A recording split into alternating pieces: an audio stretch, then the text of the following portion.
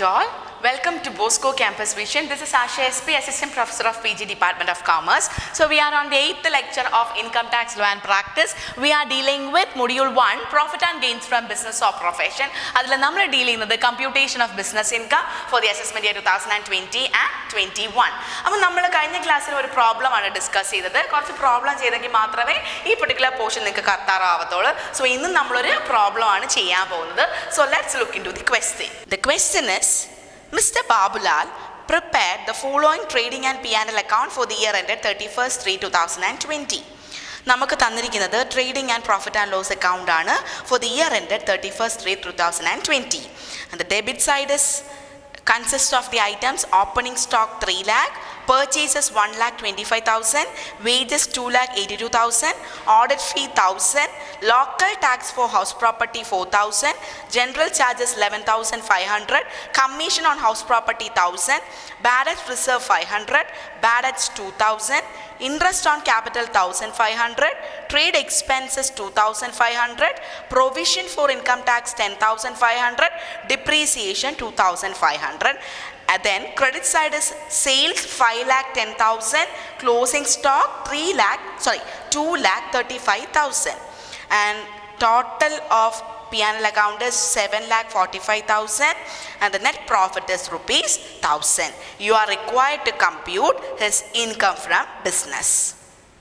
So നമ്മുടെ മുമ്പിൽ ഒരു പ്രോഫിറ്റ് ആൻഡ് ലോസ് അക്കൗണ്ട് ആണ് തന്നിരിക്കുന്നത്.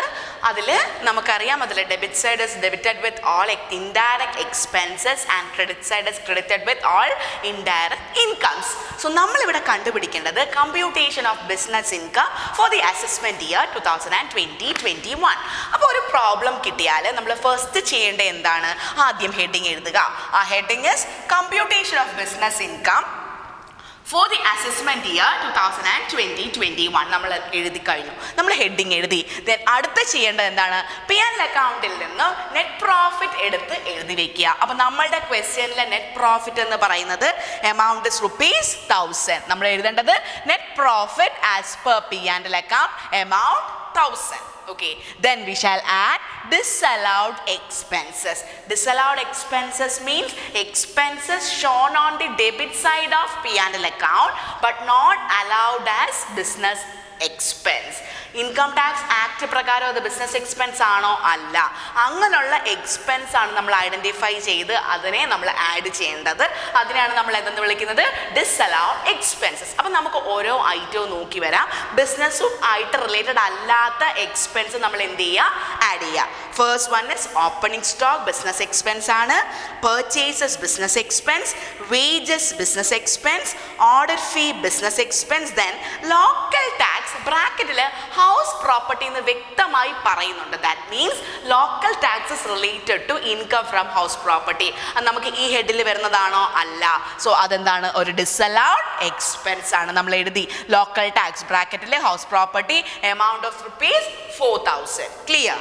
Then general charges, അത് നമുക്ക് വേണ്ട. It is also business expense. Commission ബ്രാക്കറ്റിൽ ഹൗസ് പ്രോപ്പർട്ടി എന്ന് പറയുന്നുണ്ട്. Commission is given for the purpose of purchasing house property.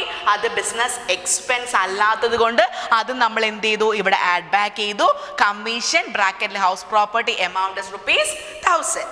Next one is bad debts reserve. നമ്മൾ പറഞ്ഞിട്ടുണ്ട് all provisions and reserves as disallowed expenses. So bad debt reserve is also a disallowed expense.